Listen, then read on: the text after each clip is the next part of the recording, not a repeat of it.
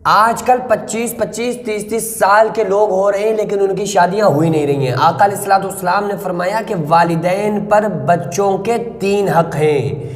اگر والدین اپنے بچوں کے یہ 3 حقوق ادا نہیں کریں گے تو قیامت کے دن ان والدین کی گرفت ہوگی۔ پہلا، ماں باپ پہ بچوں کا کیا حق ہے کہ جب پیدا ہو تو اس کا اچھا نام رکھنا۔ دوسرا، والدین پہ بچے کا حق ہے کہ اچھی تعلیم و تربیت دینا، دین سکھانا۔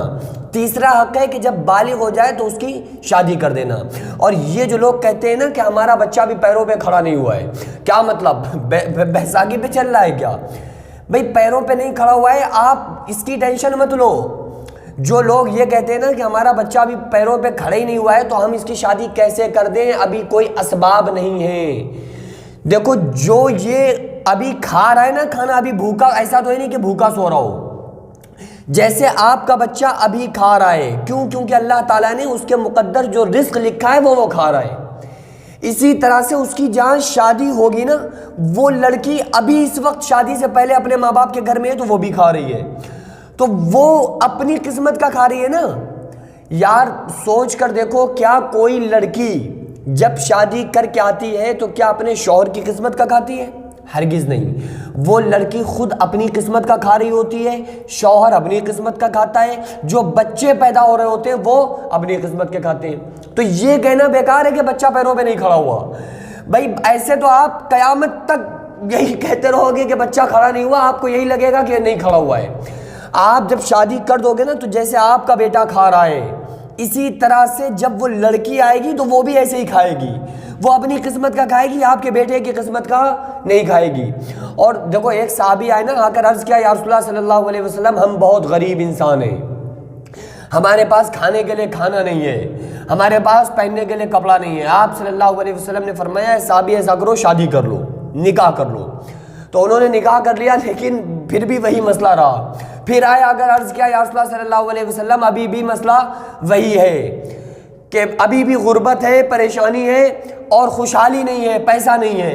تو آپ صلی اللہ علیہ وسلم نے فرمایا، ایسا کرو، ایک اور شادی کر لو۔ اسلام میں تو 4 شادیوں کی اجازت ہے نا، اگر انسان رکھ سکتا ہے تو، لیکن یہاں پہ دوسرا مسئلہ حضور کو بتانا تھا۔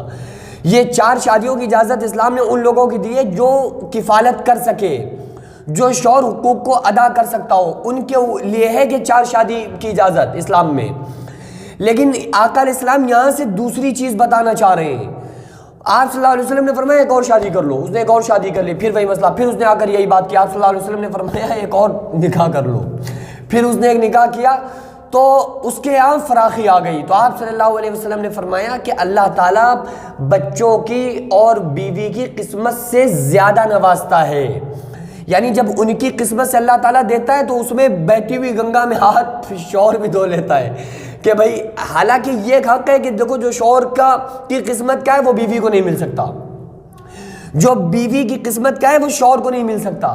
جو یہ کہا جا رہا ہے نا کہ یار ہمیں بیوی کی قسمت سے ملا، تو کیسے ملا؟ بیوی کی قسمت سے، جو بیوی کی قسمت میں ہے وہ بیوی کو ملے گا یا تمہیں ملے گا؟ بھائی جس کی جو قسمت کا ہوتا ہے وہ اسے ملتا ہے۔ تو اس کی ٹینشن لینا آپ چھوڑ دو کہ ہمارا بچہ پیروں پہ کھڑا نہیں ہوا ہے۔ آپ بچے کا نکاح کر دو، پیروں پہ کھڑا خدا کر دے گا۔ اللہ کی ذات پہ توکل سیکھو یار، اللہ کی ذات پہ بھروسہ کرنا سیکھو۔ لوگ کہتے ہیں نا کہ بھائی ہم اتنے پیر پھیلاؤ جتنی بڑی چادر ہو۔ میں کہتا ہوں پیر پھیلا دو، چادر اللہ تعالیٰ آپ کی بڑی کر دے گا، ہے کہ نہیں؟ آپ پیر پھیلا دو، پیروں کو پھیلا دو، چادر تو کون بڑی کرے گا؟ اللہ تعالیٰ بڑی کر دے گا۔ آپ پیر پھیلاتے نہیں ہو، جب یہی کہتے رہو گے کہ بھائی اتنے پیر پھیلاؤ جتنی بڑی چادر ہے، تو بس پھر اتنے میں سوتے رہو آرام سے، گھٹنے کو پیٹ میں گھسوڑ کے اور پیروں کو اندر سمیٹ کے سوتے رہو زندگی بھر۔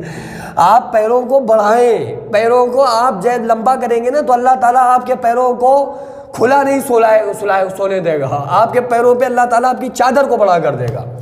تو اسی کا نام اللہ کی ذات پر توکل ہے۔ ہاں، احتیاط کرنا چاہیے کہ انسان کو فضول خرچی سے بچنا چاہیے، لیکن کبھی ایسا ہوا ہے کہ اللہ تعالیٰ نے بھوکا سلایا ہو؟ یار کبھی نہیں۔ اللہ تعالیٰ 22 لاکھ، اللہ تعالیٰ 18,000 مخلوقات کو کھلا رہا ہے۔ وہیل مچھلی کو 33 ٹن گوشت روزانہ کھلاتا ہے، تو ہمیں نہیں کھلائے گا؟ تو اس ڈر سے نکاح میں دیری کرنا کہ ابھی ہمارا بچہ پیروں پہ کھڑا نہیں ہوا ہے یا ابھی ہماری بیٹی پڑھ رہی ہے۔ یاد رکھو، اگر وہ بچے بالغ ہونے کے بعد والدین نے ان کا نکاح نہیں کیا اور خدا نخواستہ بچے گناہ میں پڑ گئے، اور ہوتا ہے کہ گناہ کا اندیشہ کیا، گناہ ہو رہے ہیں بچے، ماں باپ سمجھ رہے ہیں بچے ہمارے پڑھ رہے ہیں، تعلیم حاصل کر رہے ہیں، اسکول کالج میں پڑھ رہے ہیں، لیکن یار وہ پڑھنے کے ساتھ ساتھ اور کیا کیا کر رہے ہیں آپ کو پتہ ہے؟ بھئی اسکول کالج میں اور کیا کیا جو چیزیں اور ہو رہی ہیں جن سے والدین واقف نہیں ہیں، اور واقف ہیں بھی تو مائیں زیادہ تر پردہ ڈال رہی ہوتی ہیں بچوں کی باتوں پر۔ یاد رکھو اگر والدین نے ٹائم پہ شادی نہیں کی اور لڑکا ہو یا لڑکی گناہ میں پڑ گئے تو پھر اس کا جو گناہ ہوگا بچوں کے تو سر ہوگا ہی ہوگا، لیکن ساتھ میں ماں باپ کے سر بھی ہوگا، کیونکہ انہوں نے اپنا حق ادا کیوں نہیں کیا۔ تو اس لیے جلدی بچے بالغ ہو جائے نا، ان کی شادی کرو، شادی کر کے چھٹی کرو، تم بھی نو ٹینشن ہو جاؤ یار۔ اب ٹینشن ایک کے لیے بیٹھے رہو گے پھر کب تک ایسے چلے گا؟ یہ رواج ہو گیا ہے کہ نہیں، وہ جب تک وہ 25-30 سال کی ہو رہے ہیں شادی نہیں ہو رہی، بالغ ہو جائے نکاح کرو، چھٹی کرو، اللہ تعالیٰ خود پیروں پہ کھڑا کر دے گا۔ آپ کو کس نے پیروں پہ کھڑا کیا یار؟ آپ چل نہیں پاتے تھے، ماں کے پیٹ میں تھے، گھٹنوں میں طاقت نہیں تھی، آپ کو حقیقتاً کس نے پیروں پہ کھڑا کیا؟ یہ تو مسئلہ ہے کہ بچہ پیروں پہ نہیں کھڑا ہوا، حالانکہ بیساکھی لے کے تھوڑی چل رہا ہے، مسئلہ ہے، لیکن آپ کو جس نے حقیقت میں پیروں پہ کھڑا کیا ہے وہ آپ کے بچے کو نہیں کھڑا کرے گا، یعنی آپ کو تو اللہ نے کھڑا کیا ہے اور آپ کے بچے کو کون؟ آپ کھڑا کریں گے، ظاہر ہے اس بچے کو بھی اللہ تعالیٰ پیروں پہ کھڑا کر دے گا۔ اور جیسے آپ کا بچہ اپنی قسمت کا کھا رہا ہے، جو لڑکی لے کے آئے گا وہ لڑکی اپنی قسمت ساتھ لے کر آئے گی، وہ آپ کے بچے کی قسمت کا نہیں کھائے گی۔